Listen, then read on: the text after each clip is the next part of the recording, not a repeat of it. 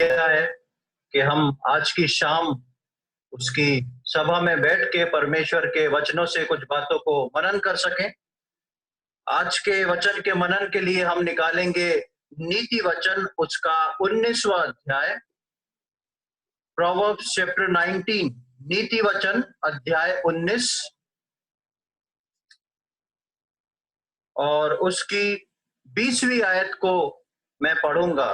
Proverbs chapter 19 verse 20, नीति वचन 19वां अध्याय और उसकी 20वीं आयत।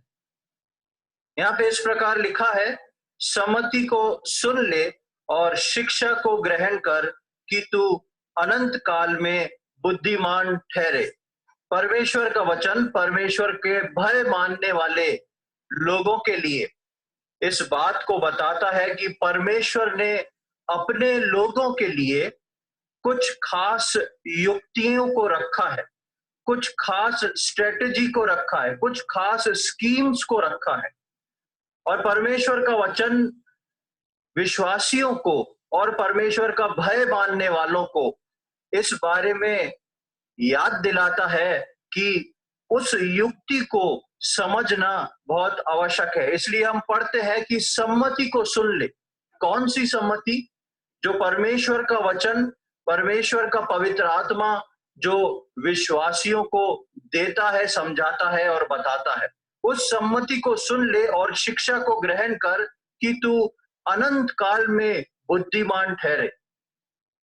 जब एक विश्वासी जो है परमेश्वर के साथ अपने जीवन को शुरू करता है उद्धार पाके, और जब वो अपने जीवन को शुरू करता है तो उसके जीवन में दो प्रकार के रास्ते होते हैं। एक रास्ता जिसमें वो उद्धार पाने के बाद चलना शुरू होता है पवित्र लोगों की संगति के साथ, और उस रास्ते के साथ साथ पैरेलल साइड में दूसरा रास्ता वो चलता है जो अब तक वो जिस संसार में चला है उस रास्ते पे। और जब जब विश्वासी इस रास्ते में चलता है और परमेश्वर के वचनों के अनुसार परमेश्वर की युक्तियों को सीखता और समझता है, तो उसको बाजू में चलने वाला रास्ता जो संसार का है जिसमें अब तक वो चला है, या दूसरे शब्दों में मैं कहूं तो जो तौर तरीके इस संसार के हैं, क्योंकि हमको इसी संसार में रह के अपने जीवन को चलाना है, वो हमको काफी अलग लगते हैं। और जब हम उन संसार में रहते हुए उन तौर तरीकों को देखते और समझते हुए जब परमेश्वर के वचनों को, परमेश्वर की आज्ञा को सुनते और समझते हैं, तो हमको लगता है इससे हमारा नुकसान होएगा। लेकिन परमेश्वर का वचन विश्वासियों को, प्रभु के भय मानने वाले लोगों को बोलता है कि सम्मति को सुन ले। और अभी नहीं, प्रेजेंट में तुमको लगेगा कि ये ठीक नहीं है, मुझको संसार के साथ, संसार के तौर तरीकों में होके चलना जरूरी है, लेकिन परमेश्वर का वचन बोलता है परमेश्वर की सम्मति को, परमेश्वर की स्कीम को, परमेश्वर की स्ट्रेटेजी को, परमेश्वर की युक्ति को सुन लो और समझ लो। वो आगे जाके तुम्हारे लाइफ में आनंद का कारण बनेगी। हम पढ़ते हैं कि अनंत काल में बुद्धिमान ठहरो, ताकि तुम अनंत काल में आखिरी में जब पहुंचोगे तब तुम्हें समझ में आएगा कि मैंने किन चीजों को पाया है, किन चीजों को खोया है, और जिन चीजों को मैंने परमेश्वर के वचन के अनुसार पाया है वो मेरे लिए बहुत लाभदायी ठहरी है।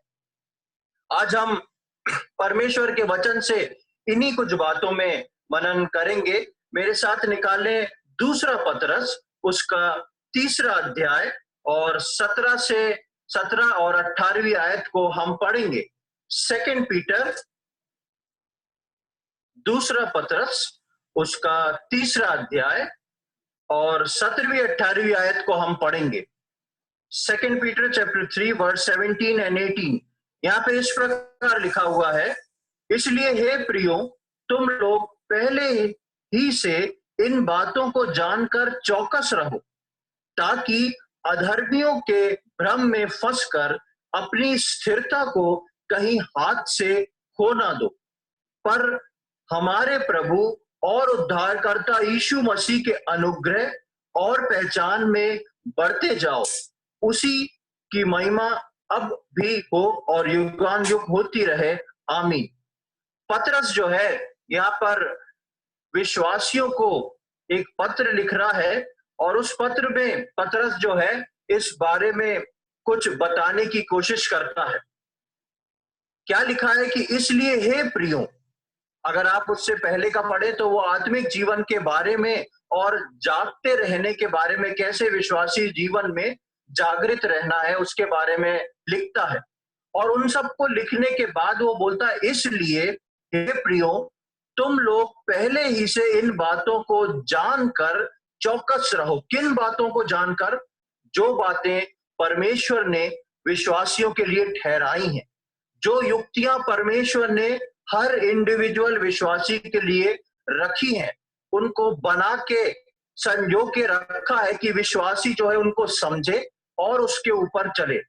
तो उसके लिए लिखा है कि तुम अधर्मियों के भ्रम में फंसकर अपनी स्थिरता को कहीं हाथ से खो ना दो। कौन सी स्थिरता?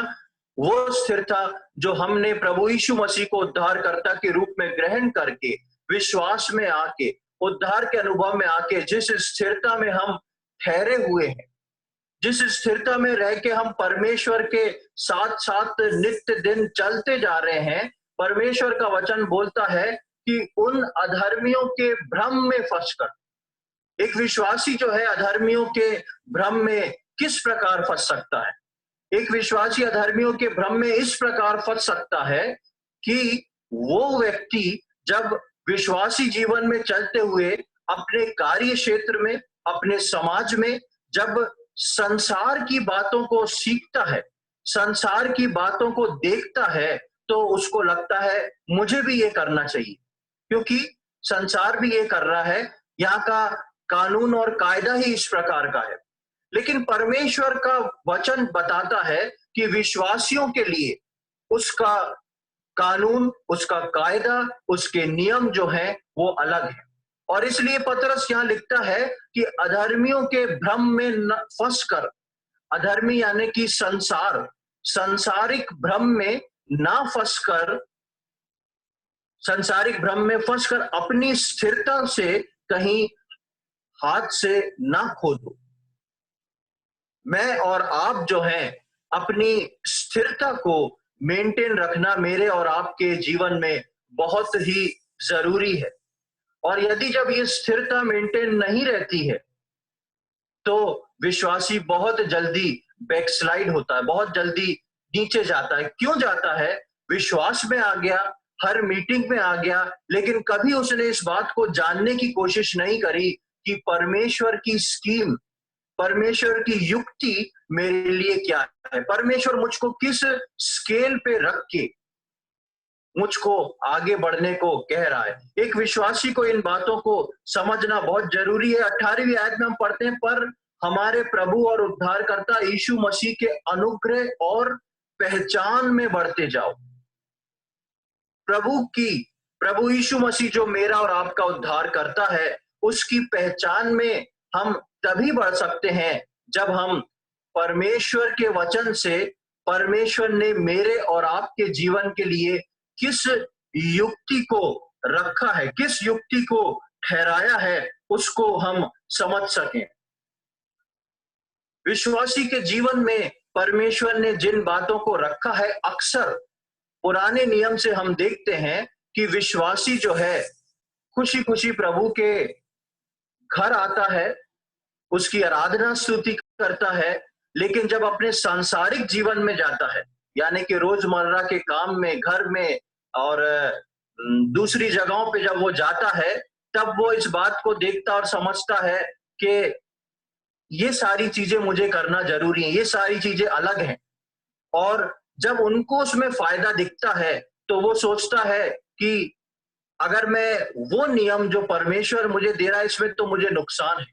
लेकिन जो ऐसा सोचते हैं, जो ऐसा करते हैं, वो आगे ठोकर खाने का कारण बनते हैं। इसलिए पतरस लिखता है कि तुम जो हो अपने उस भ्रम में फंसकर अपनी स्थिरता को कहीं हाथ से खो ना दो। प्रियो, आज की शाम मैं और आप इस बात को समझने की कोशिश करें कि मेरे और आपके जीवन की स्थिरता जो है वो खोए ना, और वो खोए नहीं, इसलिए मेरे और आपके लिए जरूरी है कि नीति वचन 19-20 जो हमने पढ़ा था कि किस प्रकार मेरे को और आपको सम्मति को ले लेना है ताकि आखिरी में हम बुद्धिमान ठहरे। ऐसा ना हो हम अभी सांसारिकता को लें और आखिरी में हम मूर्ख ठहरे। लेकिन परमेश्वर का वचन बताता है कि हम परमेश्वर के नियम को, उसकी युक्तियों को ले लें कि आखिरी में हम बुद्धिमान ठहरे। कुछ उदाहरणों को जल्दी से हम परमेश्वर के वचन से देखेंगे। मेरे साथ निकालें भजन संहिता उसका 106, साम्स 106, भजन संहिता उसका 106 और उसका 12 से लेके 15वीं आयत तक हम पढ़ेंगे। Psalms 106, 12 to 15। यहां पे इस प्रकार लिखा है, तब उन्होंने उसके वचनों का विश्वास किया और उसकी स्तुति गाने लगे, परंतु वे झट उसके कामों को भूल गए और उसकी युक्ति के लिए न ठहरे। उन्होंने जंगल में अति लालसा की और निर्जल स्थान में परमेश्वर की परीक्षा की। तब उसने उन्हें मुंह मांगा वर तो दिया, परंतु उनके प्राण को सुखा दिया। यहाँ पर हम इजराइलियों के बारे में लिखा है, उनका एक बहुत ही सुंदर उदाहरण देखते हैं कि परमेश्वर जब इजराइल को मिस्र में से निकाल के लाया था, इजरायली बहुत खुश हो गए थे। वो खुशी से कहने लगे थे, यही हमारा परमेश्वर है, क्योंकि इसने समुद्र को खोल के और मिस्र की पूरी सेना से हमको छुटकारा दिया, हमको बचा लिया, और हमको छुटकारा दे के बचा के वो जो है यहाँ पर हमको ले आया है। और जब वो आते हैं तो क्या करते हैं, 12वीं आयत में हम पढ़ते हैं, तब उन्होंने उसके वचनों का विश्वास किया और उसकी स्तुति गाने लगे। बहुत खुश है इजराइली, खुशी से परमेश्वर के पीछे पीछे चल रहे हैं, मूसा के साथ चल रहे हैं, जो मूसा बोल रहा मान रहे हैं, क्योंकि उनने एक अद्भुत आश्चर्य कर्म देखा है, उनने उस छुटकारे के अनुभव में से गुजरे हैं, उनने एक बड़ी शांति को देखा है, और वो बोलते हैं कि वो परमेश्वर की स्तुति और आराधना करने लगते हैं। लेकिन जैसे ही हम 13वीं आयत में आते हैं तो लिखा है, परंतु वे झट उसके कामों को भूल गए और उसकी युक्ति के लिए नहीं ठहरे। विश्वासियों के जीवन में भी ऐसा होता है कि जब हम उद्धार पाके प्रभु के पीछे खुशी खुशी चले जाते हैं, निकल जाते हैं, और जब कोई बात को परमेश्वर रखता है तो हम निराश हो जाते हैं। हम जो है सोचते हैं कि वैसे ही खुशी में सब कुछ चलता रहे, कुछ भी दुख वाली बात या कुछ भी शॉर्ट कमिंग, कुछ भी माइनस मार्किंग हमारे जीवन में ना आए। लेकिन परमेश्वर जब चलाता है तो परमेश्वर किसी कारण से चलाता है। परमेश्वर ने इजरायलियों को मिस्र से छुटकारा दे दिया, लाल समुद्र को खोल दिया, वो पार आ गए, स्तुति आराधना करने लगे। परमेश्वर के लिए उनको बहुत ही अच्छी रीति से आगे बढ़ाना बहुत आसान था। लेकिन हम जब इतिहास में पढ़ते हैं, पुराने नियम में देखते हैं, तो हम देखते हैं कुछ समय पढ़े चले वो तो उनको मारा का पानी का अनुभव हुआ, एक खारे और कड़वे पानी का अनुभव हुआ। उसके बाद कुछ समय आगे चले तो उनको प्यास लगी और पानी ही नहीं मिला। ऐसे कई छोटे छोटे अनुभवों से परमेश्वर उनको निकाल रहा था, लेकिन ये लोग जो थे वो इस बात को भूल गए, और 13वीं आयत में लिखा है वो उसकी युक्ति के लिए नहीं ठहरे। परमेश्वर अपने लोगों को जब चुनता है, उनको छुटकारा देता है, तो उनके लिए एक युक्ति को भी बना के रखता है, एक स्ट्रेटेजी को भी बना के रखता है, और परमेश्वर चाहता है कि विश्वासी इसके अकॉर्डिंग चले। और जब इसके अकॉर्डिंग विश्वासी चलता है तो बेशक विश्वासी को परेशानी तो होती है, लेकिन परमेश्वर उस परेशानी में विश्वासी के और करीब आना चाहता है। परमेश्वर उस परेशानी को सामने रख के उस विश्वासी को और मैच्योर बनाना चाहता है और सिखाना चाहता है। और ऐसे में अगर विश्वासी पलट जाए, ऐसे में अगर विश्वासी पीछे हट जाए कि नहीं मेरे से ये नहीं होता, मेरे जीवन में शुरू से दुख ही दुख आ रहा है, तो क्या होता है, हम पढ़ते हैं 13वीं आयत में, परंतु बट उसके कामों को भूल गए और उसकी युक्तियों के लिए नहीं ठहरे। वो रुके नहीं परमेश्वर करना क्या चाहता है, और उन्होंने जंगल में अति लालसा की और निर्जल स्थान में परमेश्वर की परीक्षा की। वो लोग जो हैं चिल्ला रहे हैं और परमेश्वर के विरोध में खड़े हो गए हैं। जो परमेश्वर की आराधना कर रहे थे वो आज परमेश्वर के विरोध में खड़े होकर चिल्ला रहे हैं और अति लालसा कर रहे हैं। इस बात को ध्यान से समझे, किस बात की अति लालसा कर रहे हैं? वो संसार की अति लालसा कर रहे हैं। वो भ्रम में पड़ के, अधर्मियों के भ्रम में पड़ के। क्यों? क्योंकि इजरायली जो है वहां पर जंगल में स्मरण करते हैं कि वो बोलते हैं, हमको स्मरण आता है कि किस प्रकार हम वहां पर लहसुन अदरक डाल के चीजों को खाया करते थे। हमको वहां के फल, हमको वहां के मांस, हमको वहां की सब चीजें ध्यान आ रही हैं और हम सोच रहे हैं कि हम वहीं पर अच्छे थे। उनको वो चीजें स्मरण आ रही हैं जो संसार की। इसलिए पतरस लिखता है कि तुम अधर्मियों के भ्रम में पड़कर, ये जो है एक भ्रम का जाल है।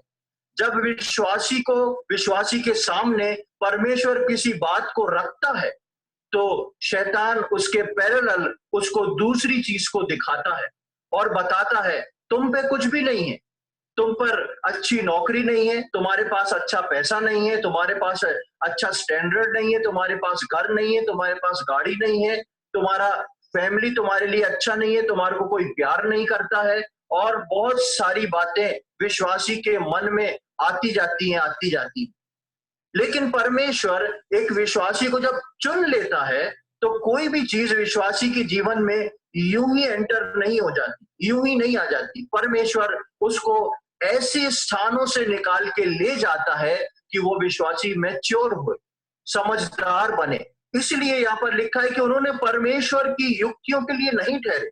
वो परमेश्वर की युक्तियों के लिए उन्होंने इंतजार नहीं किया कि परमेश्वर ने जब बोल दिया है कि हमको एक दूध और मधु की धारा की जगह में ले जा रहा है, तो ये परमेश्वर का हेडेक है कि वो हमको किस प्रकार ले जाए। लेकिन जो समस्याएं आई, उन समस्याओं को देख के वो विचलित हो गए। प्रियो, मैं और आप जो विश्वासी जन कहलाते हैं, हम सामने से दिखने वाली, हमारे जीवनों में आने वाली समस्याओं को देख के कभी भी विचलित ना हो, लेकिन और शौक के साथ और खुशी के साथ देखें कि इस बार हम देखते हैं कि हमारा परमेश्वर क्या करता है। इस बार हम देखते हैं कि कौन सा नया आश्चर्य कर्म परमेश्वर हमारे लिए करता है। और हम देखते हैं कि जब इजरायली मारा के अनुभव से बाहर गए थे तो वो उनको 70 खजूर के वृक्ष और पानी के सोते मिले थे। उसका एक आत्मिक कारण अलग है, दूसरी बात है, लेकिन हम देखते हैं कि शांति के स्थान में पहुंचे और परमेश्वर ने उनको बताया कि जब तक मैं तुम्हारे साथ हूं तब तक तुम्हें किसी चीज की घटी नहीं होगी। लेकिन जब उन्होंने बलवा किया तो लिखा है 15th वर्ष 15वीं आयत में, तब उसने उन्हें मुंह मांगा वर तो दिया परंतु उनके प्राण को सुखा लिया। कई बार विश्वासियों के जीवन में ऐसी भी चीज आती है कि हम प्रार्थना में परमेश्वर के पीछे पड़ जाते हैं। परमेश्वर ये चाहिए, ये चाहिए, ये चाहिए, ये चाहिए, परमेश्वर हमारे लिए ऐसा हो जाए, ऐसा हो जाए, ऐसा हो जाए। ऐसी स्थिति में परमेश्वर मुंह मांगा वर तो देता है, लेकिन हमारे प्राण उसमें सूख ना जाए, इस बात का डर रहता है। इसीलिए पतरस बोलता है कि कहीं ऐसा ना हो कि तुम्हारी स्थिरता तुम्हारे हाथ से निकल जाए। प्रियो, मेरी और आपकी स्थिरता परमेश्वर के अनुभव के अंदर जो मेरे और आपके लिए युक्ति ठहराई हुई है उसमें है, उसमें हम सुरक्षित हैं। बेशक परेशानी आए, बेशक दिक्कत आए, बेशक कई ऐसी चीजें आके खड़ी हो जाएं जो हमारे लिए मुसीबत का कारण हो, लेकिन उस मुसीबत में परमेश्वर जो है एक राह को निकालता है। हम एलिया के जीवन में देखते हैं कि प्रार्थना एलिया ने करी, पानी ना गिरे, लेकिन वो परमेश्वर की मर्जी के अनुरूप था। अकाल एलिया के द्वारा आया और एलिया को परमेश्वर ने एक कुएं पर, एक नाले पर ले गया और वहां पर एक कौए का इंतजाम कर दिया। मेरे और आपके जीवन में भी जब हम परमेश्वर की युक्तियों के ऊपर चलते हैं, बेशक हमारे जीवन में अकाल आएंगे, बेशक हमारे जीवन में ऐसी समस्या आएगी कि हमको अलग होके, दूर होके रहना पड़े, लेकिन उस जगह पर भी परमेश्वर अपने जन को आपके घर तक पहुंचाना जानता है। उस जगह पर भी परमेश्वर अपने जन को अपने वचन के द्वारा शांति देना जानता है। मुझको और आपको करना क्या है? मुझको आपको परमेश्वर के युक्ति के लिए ठहरे रहना है। हम अपनी लालसा में वो प्रार्थना ना करें कि परमेश्वर दे दे और हमारे प्राणों को सुखा दे, क्योंकि परमेश्वर की योजना और उसने जो भविष्य मेरे और आपके लिए ठहराया है वो बहुत ही सुंदर है। एक बहुत सुपरिचित आयत को हम देखते हैं, उसको भी एक बार हम निकाल के पढ़ लें। यिर्मयाह उसका 29वां अध्याय और उसकी 11वीं आयत। बुक ऑफ यिर्मयाह चैप्टर 29, यिर्मयाह उसकी 29वां अध्याय और उसकी 11वीं आयत। हम सबको ये मुंह जबानी याद होगी, लेकिन फिर भी मैं परमेश्वर के वचन को खुलवा के आपको एक बार पढ़वाना चाहता हूं, क्योंकि ये युक्ति से कनेक्टेड है। इसमें लिखा है, क्योंकि यहोवा की ये वाणी है, जो कल्पनाएं मैं तुम्हारे विषय करता हूं उन्हें मैं जानता हूं, वे हानि की नहीं वरन कुशल की है, और अंत में तुम्हारी आशा को पूरा करूंगा। यहाँ पर और नीति वचन में जो हमने शुरू में पढ़ा है, दोनों में हम एक सिमिलरिटी को देखते हैं, एक जैसी बात को देखते हैं। परमेश्वर बोलता है कि मैंने तुम्हारे लिए कुछ युक्ति को बना रखा है, मैंने तुम्हारे भविष्य को देख रखा है और उसके अकॉर्डिंग मैंने तुमको बना के इस दुनिया में भेजा है। और ये बातें दोनों जगह लिखा है कि ये हानि की नहीं। क्यों ये वर्ड आया हानि की नहीं? क्योंकि जैसे ही परमेश्वर अपनी युक्ति को एक विश्वासी के जीवन में प्लेस करता है, विश्वासी को लगता है इसमें मेरा नुकसान हो जाएगा, विश्वासी को लगता है ये मेरी हानि के लिए है क्योंकि मैं इसमें दुख उठा रहा हूं, ये इससे मेरे को तकलीफ हो रही है इसलिए ये मेरी हानि के लिए है। लेकिन परमेश्वर का वचन बोलता है, जो कल्पनाएं तुम्हारे विषय में उन्हें मैं जानता हूं कि वे हानि की नहीं कुशल की हैं। विश्वासी नहीं जानता, परमेश्वर जानता है। और परमेश्वर बोलता है अंत में तुम्हारी आशा पूरी करूंगा। अंत में जिस आशा जिस प्रेम को लेके तुम परमेश्वर के पीछे चले हो उसको मैं पूरी करके दूंगा। प्रियो, मेरे को और आपको परमेश्वर की उस युक्ति को नश्वर नहीं करना है। मुझको और आपको परमेश्वर की उस युक्ति को निष्फल नहीं करना है, लेकिन मुझको आपको सपोर्ट के साथ खड़े होना है। यदि मेरे और आपके जीवन में कोई दुख आया है, कोई समस्या आई है, कोई ऐसी चीज आई है जो हमको तकलीफ दे रही है, तो हम इस बात को जान लें, परमेश्वर एक विश्वासी के जीवन में अगर कुछ बात आई है बिना परमेश्वर की परमिशन के नहीं आई, पहली चीज। और दूसरी बात, ये मेरे और आपके हानि के लिए नहीं है, लेकिन ये मेरे और आपके लाभ का कारण है। हम उत्सुकता से परमेश्वर से सीखने को बैठे, हम उस युक्ति में परमेश्वर को और अधिक जानने की कोशिश करें कि इसके द्वारा परमेश्वर मेरे और आपके जीवन में क्या काम को करने जा रहा है। एक बहुत ही सुंदर उदाहरण हम अय्यूब की किताब में देखते हैं। मेरे साथ निकालें अय्यूब उसका 38वां अध्याय, जोब चैप्टर 38, अय्यूब उसका 38वां अध्याय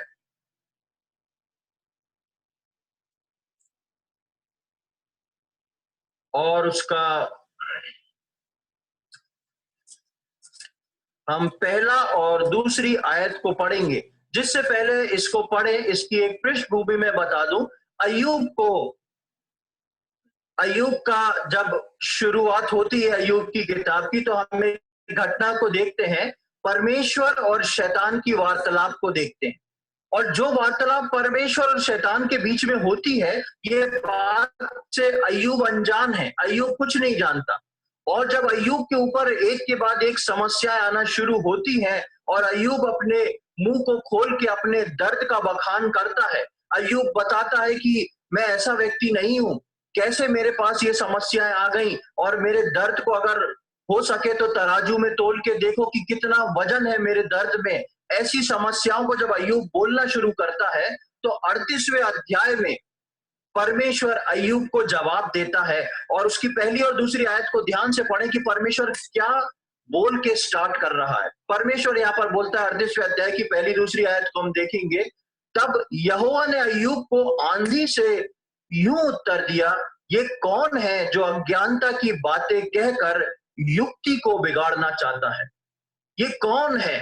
परमेश्वर अय्यूब की बात सुन रहा है और आंधी से अय्यूब को जवाब दे रहा है। कौन है ये? कौन है ये व्यक्ति जो अज्ञानता की बातों को बोल के युक्ति को बिगाड़ रहा है? किसकी युक्ति? परमेश्वर की युक्ति। परमेश्वर ने एक युक्ति को, एक स्ट्रेटेजी को रखा था अय्यूब के लिए। परमेश्वर की बात शैतान से हुई, तुमको जो करना है करके देख लो, ये मेरा दास है, ये अपनी जगह से नहीं हिलेगा। ये बात परमेश्वर और शैतान के बीच में हुई, और इसके परिणाम स्वरूप परमेश्वर ने कुछ आज्ञा शैतान को दे दी, और कुछ कष्ट और दुख अय्यूब के जीवन में आए। लेकिन अय्यूब इस बात से अनजान है, और अय्यूब को सिर्फ वो दिख रहा है जो उसके सम्मुख है। और अय्यूब अपने दर्द को देख के चिल्ला उठता है, पुकार उठता है, अपने दर्द में कर्रा उठता है, और परमेश्वर बोलता है, ये कौन है जो अज्ञानता की बात बोल के उस युक्ति को बिगाड़ना चाहता है? कौन सी युक्ति को? जो युक्ति परमेश्वर ने अय्यूब के लिए रखी थी। परमेश्वर की कोई स्कीम थी, और इस स्कीम में परमेश्वर चाहता था कि अय्यूब जो है इसमें पास आउट होके निकले, और परमेश्वर उसको आशीषित करे। और इसी के हम आगे देखते हैं, इसी के 42वें अध्याय में आ जाए, जब सब कुछ खत्म हो जाता है और अय्यूब इन बातों को समझ जाता है, तो अय्यूब वापस ये 38वें अध्याय की पहली दूसरी आयत को रिपीट करता है, और अय्यूब इस बातों को समझता है। 42वें अध्याय की अय्यूब, उसका 42वां अध्याय, book of Job chapter 42 verse 3 को हम पढ़ेंगे। तीसरी आयत में लिखा है, अय्यूब यहां पर बोल रहा है, तूने पूछा तू कौन है जो अज्ञान रहित होकर युक्ति पर पर्दा डालता है। अब अय्यूब रिवाइज कर रहा है उस वचन को जो परमेश्वर ने कभी अय्यूब को बोला था, और अय्यूब बोल रहा है, तूने पूछा कि तू कौन है जो ज्ञान रहित होकर युक्ति पर पर्दा डालता है, परंतु मैंने तो जो नहीं समझता था वही कहा। अर्थात जो बातें मेरे लिए अधिक कठिन और मेरी समझ से बाहर थी, जिनको मैं जानता भी नहीं था। अय्यूब इन बातों को क्यों नहीं जानता था, आपको मालूम है? अय्यूब इन बातों को इसलिए नहीं जानता था क्योंकि अय्यूब के पास वो सहायक जो परमेश्वर ने मेरे और आपके लिए दिया है वो नहीं था। अय्यूब के पास वो पवित्र आत्मा नहीं था जो उसको गाइड करता। लेकिन यीशु मसीह ने जाने के बाद बोला, मैं तुमको बहुत सारी बातें बताना चाहता हूं, तुमसे बोलना चाहता हूं, बात करना चाहता हूं, पर नहीं बोल सकता क्योंकि अभी तुम उसको नहीं समझ सकते। लेकिन मेरे जाने के बाद एक सहायक अर्थात पवित्र आत्मा आएगा जो तुमको सिखाएगा, जो तुमको बताएगा। और वो पवित्र आत्मा एक विश्वासी को ये बात बताता है कि ये जो तुम्हारे जीवन में आया है ये परमेश्वर की युक्ति में इंक्लूड है। परमेश्वर तुमको इसमें से बाहर निकालेगा। परमेश्वर तो इस युक्ति के द्वारा अपनी महिमा तुम्हारे जीवन से करवाएगा। और इसी बात को समझने के लिए विश्वासी अक्सर फेल हो जाते हैं, क्योंकि वो पवित्र आत्मा की उपस्थिति में परमेश्वर के वचन को लेके बैठते ही नहीं है। उस पवित्र आत्मा में होके परमेश्वर के सम्मुख आके प्रार्थना करते ही नहीं है। और कई बार प्रार्थना में हम अपनी बात बोल के परमेश्वर को उठ जाते हैं, उसके सामने कुछ समय ठहरे रहना नहीं सीखते। परमेश्वर के साथ प्रार्थना में जब हम जाते हैं, कुछ देर शांत होके आप ठहरना सीखें। ऐसा समय बिताएं जब परमेश्वर कुछ ना बोले, आप कुछ ना बोले, अपनी आंखों को बंद करके शांत बैठें परमेश्वर की उपस्थिति में। और उस परमेश्वर की उपस्थिति में आप परमेश्वर की उस धीमी आवाज को पवित्र आत्मा के द्वारा अपने जीवन में जरूर सुनने पाएंगे। हम सब अभी इतने फ्री हो गए हैं, उसके बाद भी हमारे पास वो समय नहीं है कि हम कुछ देर शांत रह के पवित्र आत्मा के सम्मुख बैठ सकें, अपने परमेश्वर के सम्मुख बैठ सकें और उस परमेश्वर की पवित्र आत्मा के द्वारा उस धीमी आवाज को अपने जीवन में सुन सकें। और जब अय्यूब अपने एक्सपीरियंस के द्वारा इस बात को समझ जाता है तो देखिए वो किस सुंदर बात को बोलता है। 6वीं आयत में लिखा है, इसलिए मुझे अपने ऊपर घृणा आती है। अय्यूब बोल रहा है, मुझे अपने ऊपर घृणा आती है। क्यों आती है? क्योंकि मैं अज्ञानता में क्या कुछ बातें नहीं बोल गया और परमेश्वर की युक्ति को नहीं समझ पाया। और अय्यूब बोलता है, और मैं धूल और राख में पश्चाताप करता हूं। अय्यूब बोलता है कि मैं धूल और राख में बैठ के पश्चाताप को तैयार हूं। क्यों? उसका कारण 5वीं आयत में पढ़े, लिखा है, मैंने कानों से तेरा समाचार सुना था, परंतु अब मेरी आंखें तुझे देखती हैं। अब तक अय्यूब अपने कानों से सुन रहा था परमेश्वर का ऐसा कार्य, परमेश्वर का वैसा कार्य, परमेश्वर ऐसा करता है, परमेश्वर वैसा करता है। लेकिन जब परमेश्वर की आवाज को अय्यूब सुनता है और इस बात को समझता है, ये तो परमेश्वर की युक्ति थी जो मेरी भलाई के लिए थी। और अय्यूब अपने अंत में आके उस भलाई को समझता है जो हमने नीति वचन में और यिर्मयाह में पढ़ी कि अंत में आके तुम उस भलाई को समझोगे। अभी वो हानि की लगेगी, अंत में आके उस भलाई को समझोगे। और उस भलाई को समझने पर अय्यूब के मुंह से निकलता है, अब तक मैंने सिर्फ अपने कानों से सुना था, लेकिन अब मेरी आत्मिक आंखें परमेश्वर को, उसके काम को देखती हैं। प्रियो, परमेश्वर चाहता है कि एक विश्वासी की आत्मिक आंखें खोली जाए। एक विश्वासी की आत्मिक आंखें ऐसी हों कि वो अपने परमेश्वर के कामों को देख सके, उन युक्तियों को देख सके, उन स्कीम्स को देख सके जिसके लिए परमेश्वर मेरे और आपके जीवन में मेहनत को कर रहा है। इफिसियों उसका 1 अध्याय और 17वीं 18वीं आयत में बहुत ही सुपरिचित बात को हम देखते हैं। अभी हम कुछ समय पहले भाई राजू के वचन में इस वचन को हमने पढ़ा था। इफिसियों उसका 1 अध्याय और उसकी 17वीं 18वीं आयत। यहाँ पर लिखा है कि हमारे प्रभु, पौलुस ये प्रार्थना कर रहा है कि हमारे प्रभु यीशु मसीह का परमेश्वर जो मसीह का पिता है, तुम्हें अपनी पहचान में ज्ञान और प्रकाश की आत्मा दे और तुम्हारे मन की आंखें ज्योतिर्मय हो कि तुम जान लो कि उसकी बुलाहट की आशा क्या है और पवित्र लोगों में उसकी मीरास की महिमा का धन कैसा है। तुम्हारी मन की आंखें ज्योतिर्मय हो जाएं। अय्यूब की आंखें जब तक ज्योतिर्मय नहीं थी, अय्यूब को लग रहा था मेरे साथ हो रहा है। लेकिन जिस पल अय्यूब की आंखें ज्योतिर्मय हो गईं, जिस पल अय्यूब की ज्योतिर्मय आंखों ने परमेश्वर की उन युक्तियों को देख लिया, अय्यूब बोलता है, मुझको अपने आप पे शर्म आती और मैं जो हूं राख डाल के पश्चाताप करूंगा। और मैंने अपने मुंह से वो बोला जिन बातों को मैं समझता नहीं था, क्योंकि मैंने परमेश्वर ने जो मेरे लिए युक्तियों को रखा था उस पर मैंने पर्दा डालने की कोशिश करी। प्रियो, अय्यूब की आंखें ज्योतिर्मय बहुत समय बाद हुई, लेकिन मेरी और आपकी आंखें ज्योतिर्मय पवित्र आत्मा हर रोज कर सकता है, बशर्त ये है कि मैं और आप पवित्र आत्मा की छांव में जाके बैठे, अपने प्रभु यीशु मसीह के साथ हम कुछ ऐसे समय को व्यतीत करें जो कि किसी का ना हो, सिर्फ मेरा और मेरे प्रभु का हो, जिसमें मैं उस पवित्र आत्मा की धीमी आवाज को अपने जीवन में सुन सकता हूं। हम यशाया 51:1 में पढ़ते हैं कि तुम उन बातों को ध्यान दो, उस चट्टान पर तुम फोकस करो जिस चट्टान में से खोद के तुम निकाले गए हो। और हम देखते हैं कि चट्टान जो है यीशु मसीह है, जो कि इजरायलियों के साथ साथ चला करता था और विश्वासियों को उसने उसमें से खोद के निकाला है।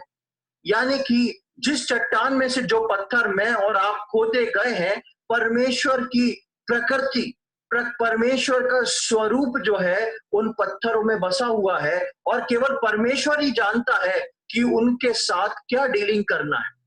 ये संसार की चीजें हमारे सामने बहुत सारी चीजों को ला सकती हैं, लेकिन हम इन बातों को अपनी लाभ का समझ के उसके पीछे चल सकते हैं, लेकिन जो बातें परमेश्वर हमारे जीवन में युक्ति बना के लाता है, उन बातों को हम समझने में देर ना करें। उन बातों को हम देर से ना सोचें, लेकिन इस बात को जानें कि परमेश्वर की युक्ति जो है मेरे और आपके लिए कितनी बहुमूल्य है। इस्राएलियों ने, अभी हमने 106 भजन में पढ़ा था कि इस्राएलियों उसकी युक्ति के लिए नहीं ठहरे, और हम जानते हैं कि इस्राएलियों की जो जनरेशन में से निकली थी वो किस प्रकार समाप्त जंगल में हुई और कितने लोग कनान तक पहुंचे। परमेश्वर ने उन्हें मुंह मांगा वर तो दे दिया, लेकिन उनके प्राणों को सुखा डाला। हम देखते हैं कि परमेश्वर ने शाऊल को चुना था, और शाऊल परमेश्वर के चुना हुआ एक व्यक्ति परमेश्वर के चुनाव में था, लेकिन वो परमेश्वर की युक्तियों के लिए ठहर नहीं पाया। और जब परमेश्वर की युक्तियों के लिए शाऊल ठहर नहीं पाया, उसको हमेशा के लिए अपनी राजगद्दी खोना पड़ी, और परमेश्वर ने उसको उसके सिंहासन से, उस इज़राइल के राजा होने से उसको हटा दिया। हम शिमशोन के बारे में पढ़ते हैं, परमेश्वर का चुना हुआ नाज़िर था, परमेश्वर का चुना हुआ दास था। जब तक परमेश्वर की युक्तियों को समझा तब तक ठीक था। जब शिमशोन के जीवन से वो युक्ति की समझ हट गई, जब वो उस युक्तियों को के पीछे नहीं चला, तब शिमशोन के जीवन से परमेश्वर कब चला गया, शिमशोन को इस बात का पता भी नहीं पड़ा। प्रियो, मेरे और आपके जीवन में हम इस बात को ध्यान रखें। इसलिए पतरस बोलता है कि संसार के भ्रम में, अर्थात अधर्मियों के भ्रम में पढ़कर तुम अपनी स्थिरता को ना खो दो। आज हम अपने जीवनों को जांच के देखें कि मेरे और आपके जीवन में वो आत्मिक स्थिरता क्या है। क्या मैं और आप आने वाली युक्ति जो परमेश्वर हमारे लिए रखा हुआ है उसका वेलकम करते हैं, या उससे बचने का उपाय ढूंढते हैं, या हम उन युक्तियों को छोड़ के अति लालसा करके परमेश्वर से अपने लाभ के लिए प्रार्थना करने लगते हैं। परमेश्वर बोलता है वो तुमको अभी जो है हानि की लगेगी, पर वास्तव में मैं जानता हूं, क्योंकि उन युक्तियों को मैंने बनाया है। वो युक्तियां तुम्हारे हानि के लिए नहीं, वो युक्तियां तुम्हारे लाभ के लिए हैं, और अंत में तुमको इस बात की समझ मिलेगी। एक और वचन को मैं पढ़ के समाप्त करूंगा। वापस हम खोलेंगे नीति वचन उसका 19वां अध्याय, प्रोवर्ब्स चैप्टर 19, नीति वचन अध्याय 19 जो हमने अभी पढ़ा था। हमने उसकी 20वीं आयत पढ़ी थी, 21वीं आयत को हम फिर से पढ़ेंगे। 21 वर्स, प्रोवर्ब्स चैप्टर 19 वर्स 21। मनुष्य के मन में बहुत सी कल्पनाएं होती हैं, परंतु जो युक्ति यहोवा करता है वही स्थिर रहती है। इस वर्ष को मैं और मॉडिफाई करना चाहूंगा, तो मैं इसमें जोड़ना चाहूंगा कि विश्वासी के मन में बहुत सारी कल्पनाएं तो होती हैं, लेकिन जो युक्ति यहोवा करता है वो स्थिर होती। मेरे और आपके जीवन में बहुत सारी कल्पनाएं हो सकती हैं, मेरे और आपके जीवन के बारे में। मेरे और आपके जीवन में बहुत सारी सोच हो सकती हैं, मैं कल जाके ऐसा करूंगा, मैं परसों जाके ऐसा करूंगा, मैं इस जॉब को छोड़ के दूसरा जॉब शुरू करूंगा, मैं इस काम को बंद करके दूसरा काम शुरू करूंगा, मैं इस प्रकार से ऐसा करूंगा, मैं ये वाला एग्जाम दूंगा, मैं ये वाली नौकरी करूंगा, मैं ऐसा करूंगा, अपने घर को ऐसा सेटल करूंगा। लेकिन सारी बातें मिलके एक बात होती है कि विश्वासी के जीवन में युक्ति वही ठहर पाती है, वही रुकती है जो परमेश्वर की ओर से होती है। लिखा है परंतु जो युक्ति यहोवा करता है वही स्थिर रहती है। ज्यादा अच्छा होगा कि मैं और आप अपने जीवन में परमेश्वर की युक्तियों को जानने की कोशिश करें। मैं और आप जिन बातों से, जिन सर्कमस्टेंसेस से निकल रहे हैं, हम इस बात को सोच के देखें, क्या ये परमेश्वर की ओर से मेरे जीवन में ठहराया हुआ है?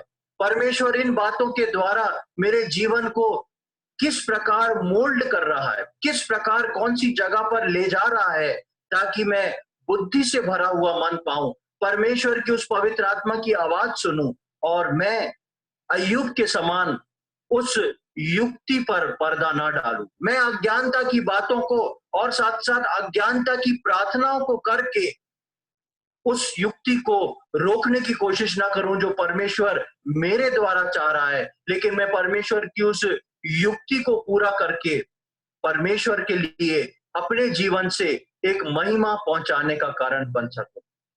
प्रियो, परमेश्वर हमारी सहायता करे कि हम इन सारी बातों में देखते और समझते हुए परमेश्वर की युक्ति को अपने जीवन में काम करने दें।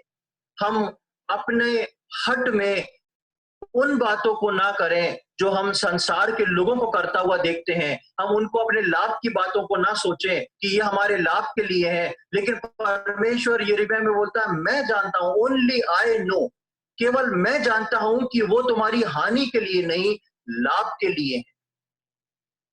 प्रियो, आने वाले समय में परमेश्वर हम में से प्रत्येक की सहायता करे कि हम उन लाभ की बातों को जो परमेश्वर की ओर से ठहराई हुई है, जो अभी बेशक हानि दिखती है लेकिन आगे हमारे लिए लाभ का कारण है, हम उनको पूरी करने पाए। हम पवित्र आत्मा की वो धीमी आवाज को सुनने पाए और प्रभु के नाम की अपने जीवन के द्वारा महिमा करने पाए। हम उस चट्टान के बारे में सोच के देखें जिसमें से हम खोद के निकाले गए। हम अपने प्रभु के लिए तैयार रहें, उसकी युक्तियों को पूरा करें और पतरस में जिस प्रकार हमने पढ़ा कि यीशु मसीह के अनुग्रह में बढ़ते जाएं। प्रभु इन वचनों को हम समझने में हमारी सहायता करें। प्रभु के नाम की महिमा हो।